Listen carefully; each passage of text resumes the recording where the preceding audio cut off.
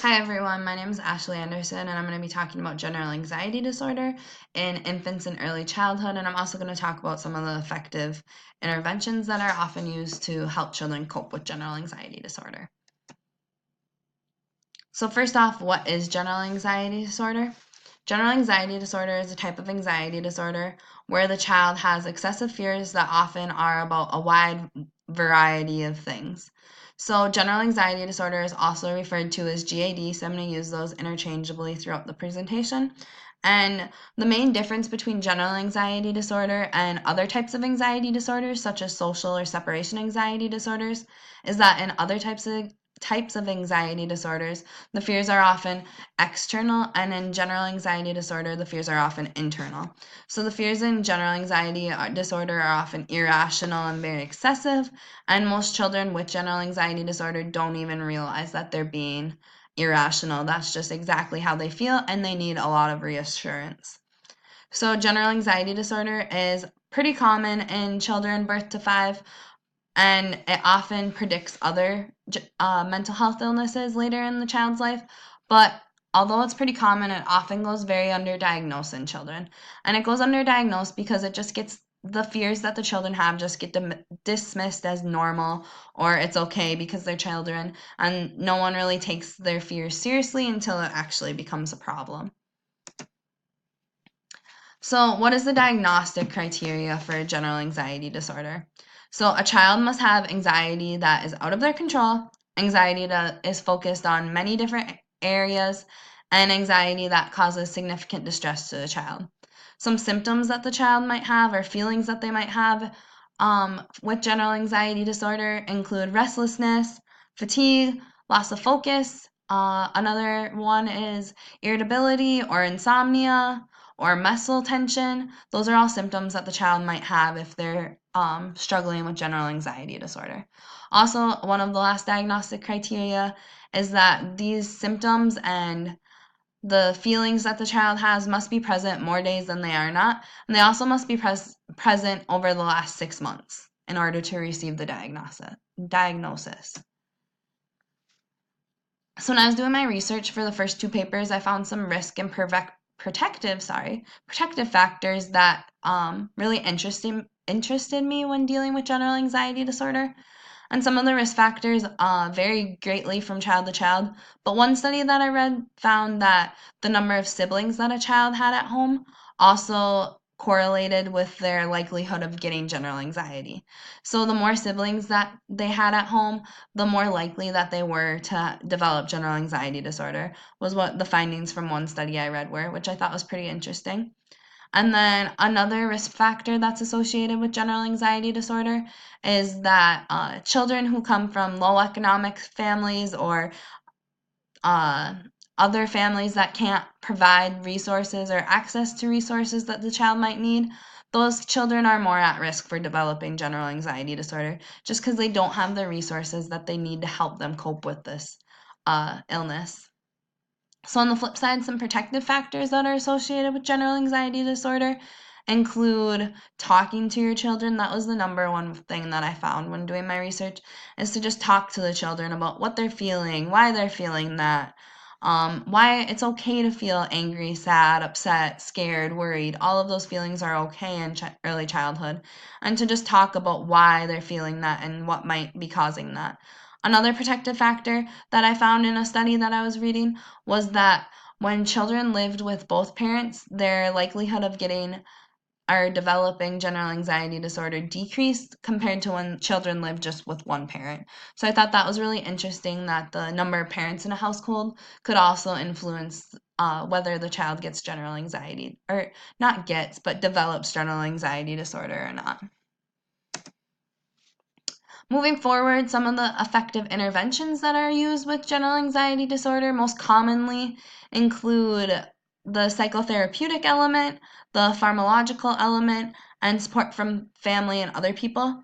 And then I put this on here because when working with children with general anxiety, it's extremely important that we remember that because one thing works for one kid, it doesn't mean that it's going to work for the next. And general anxiety disorder really just has a wide range of fears and worries and things that will work to help them cope with it are all very different. So the most common type of psychotherapeutic element is cognitive behavioral therapy.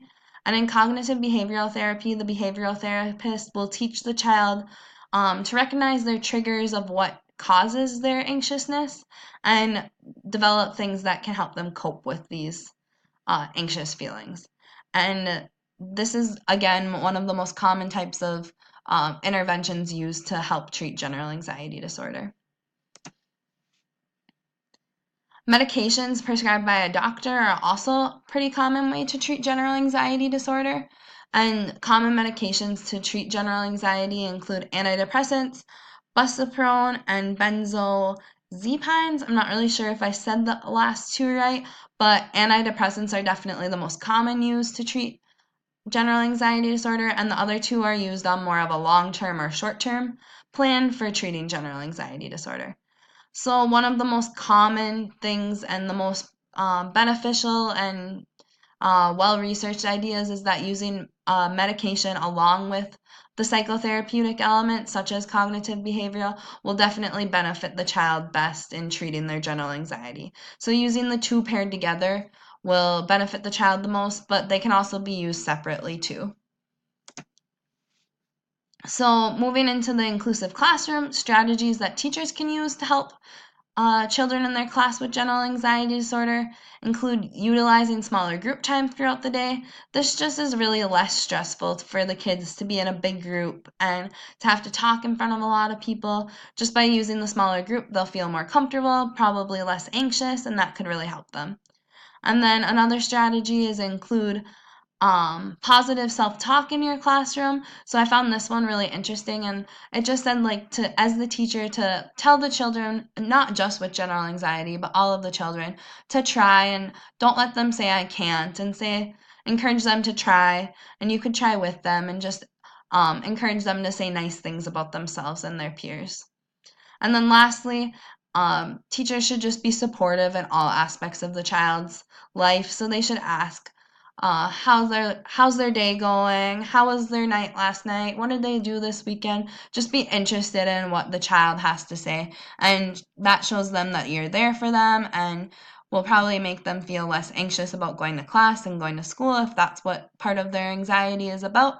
So it's just important that as teachers we be there for our children in our classrooms. So we learned a lot this semester about transition times and how these are often difficult times for many students, but this includes students with general anxiety disorder. This is probably one of the hardest parts of their day, is transitioning to and from school and to and from activities in class. Some strategies that teachers can use to help with that include allowing the children to have a few extra minutes when they get to school. By allowing them this, they can settle into the routine, mentally prepare for what their day is going to be like. Allowing them these few extra minutes, they can distress. Most of their anxiety or stress will go down, hopefully, and be more manageable for them to start their day. Another idea that I thought was super important is to have the agenda or the class schedule posted somewhere in the room where all the kids can see it, just so they know what their day is going to be like and what to expect, and just kind of mentally prepare for that. And then lastly, which I thought was super simple and shows to be beneficial to kids with general anxiety disorder, is to just give them a verbal warning before you're going to switch centers or whatever activities that you're going to do. So just tell them, like, we have 1 more minute before we're going to switch, or start cleaning up because we're going to start switching soon to the next activity. Just providing them that warning so that they know that they have to start focusing on what they're going to do next and wrap up what they're doing now. So including the parents and communicating, which goes along with what we're learning this week, is very important for the children with general anxiety disorder. By the parents and the teachers and the students all working together, you can really help find the plan that works best for the child. By talking with the teachers and the parents, The parents can say, well, we tried this at home and it didn't really seem to work. And the teachers can say, well, we tried this in school and it did seem to work. And they can just communicate for the best interest of the child to figure out what really works for the child and what triggers them and what works for helping them cope with their anxiety. So it's just really important to communicate among the teachers and the staff and the parents and the students and pretty much everyone. So, in conclusion, sorry, general anxiety disorder is fairly common in early childhood, but often gets underdiagnosed. But this is in recent research, this is actually changing a little bit. More kids are being diagnosed with general anxiety disorder at an early age. Before, the kids were not, and uh, often dismissed, like I said earlier.